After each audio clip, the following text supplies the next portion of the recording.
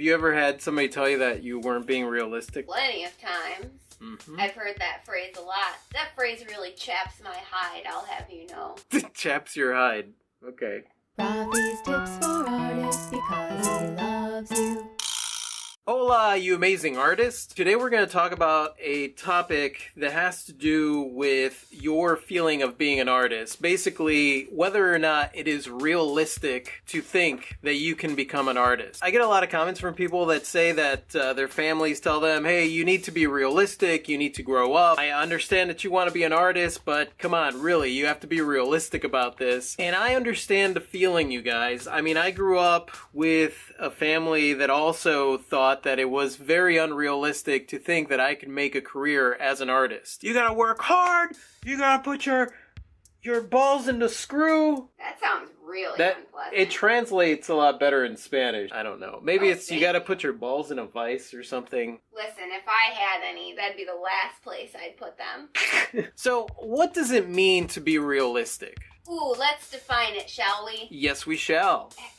Having or showing a sensible and practical idea of what can be achieved or expected. Because there are two sides to this. There's the side of, like, I'm going to be an artist, and, like, I'm going to sell $1 million painting, and everything's going to be great, and, like, I'm probably going to have to work on just, like, one painting a year, and blah, blah, blah. In my mind, being an artist, I'm like, yeah, that's completely unrealistic. You have to understand that, like, being an artist is not just a career or a get-rich-quick scheme. Being an artist is playing the long game. So, I mean, there are two sides, but let's go over the one side of somebody telling you that you're being unrealistic by wanting to do something in a creative field. What is it that's actually happening there? Ooh, I know this one. I know this one. All right. Me.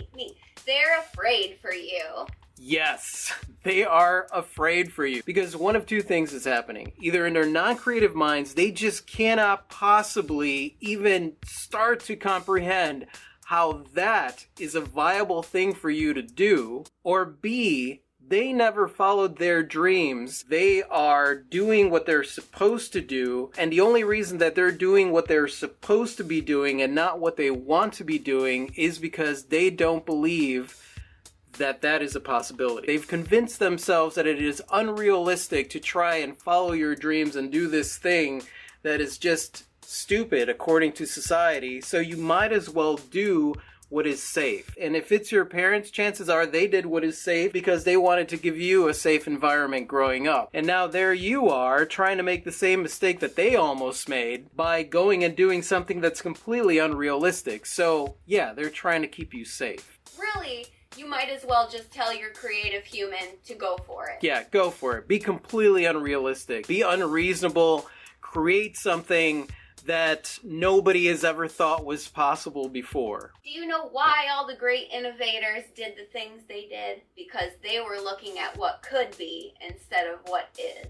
Exactly. You're being told that things are unrealistic because there's a bunch of false media out there about how hard it is to be an artist, and if you're going to be an artist, you're going to be starving. And the reality of it, if I'm going to be realistic, is that being an artist is like being any other kind of entrepreneur. And anytime that you start your own business, it is hard. It's not going to be easy. But the longer that you stick with it, the more you learn about it, the better you get at it, obviously, the more successful you will become. Yeah, you want to be an artist? Dude, that's unrealistic. You need to be more realistic and think about getting a real job. It's funny how real job is sort of interchangeable with job you don't want. Yeah, exactly. Exactly. You need to get a crappy job that you hate. That's what a real job is. I mean, if you're doing something you love, that's not a real job. It's so silly. The truth is, it doesn't have to be that way. No, it doesn't. It doesn't have to be that way. You could do what you love and make money at it. Like, you just have to do it.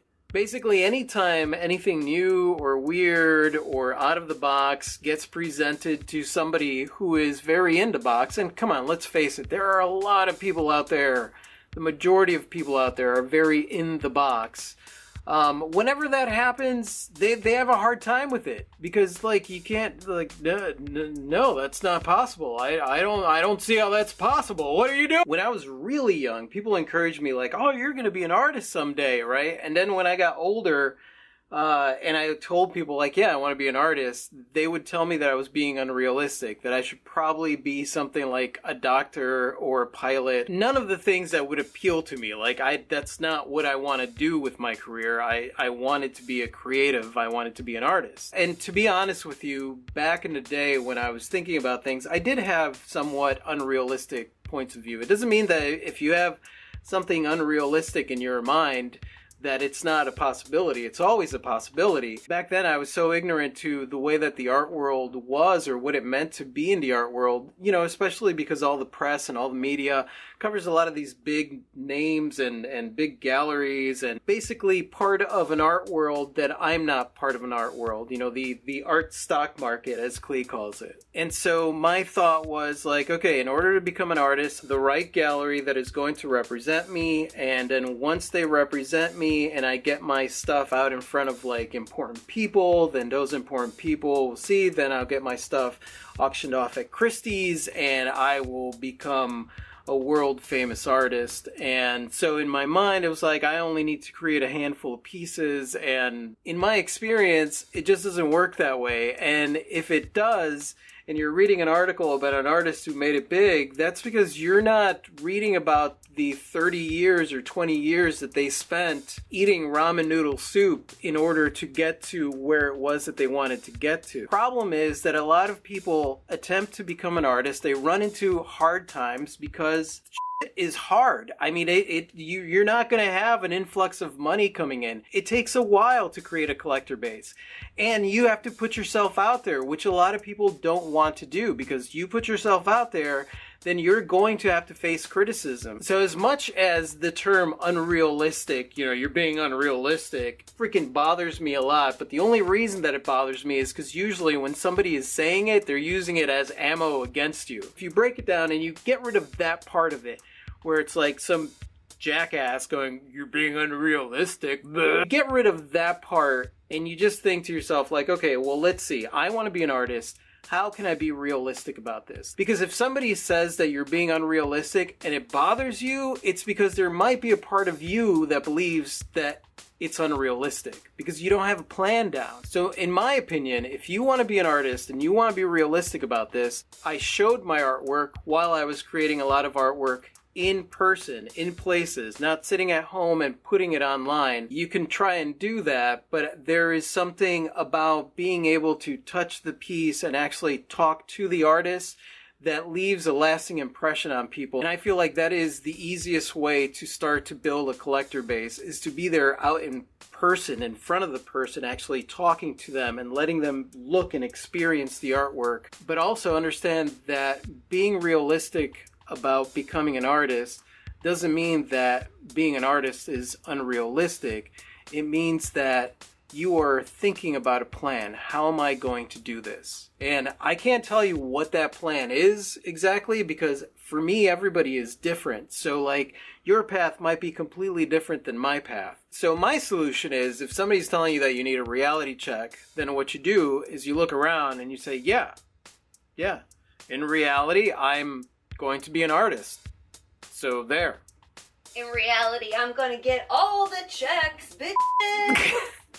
But figure out what is practical for you to be able to get from point A to point B, and you know, and then the opportunities of point C and point D and all that stuff, because being an artist is an ongoing thing. It's not a career. This is a lifestyle. This is a lifestyle. Yeah, and if it means that you need to have like a part-time job while you're an artist, that's great. But just remember, your priorities should always be being an artist, because it's your lifestyle. If somebody's telling you that you need to be realistic, I would invite you to reply, oh, I'm being very realistic.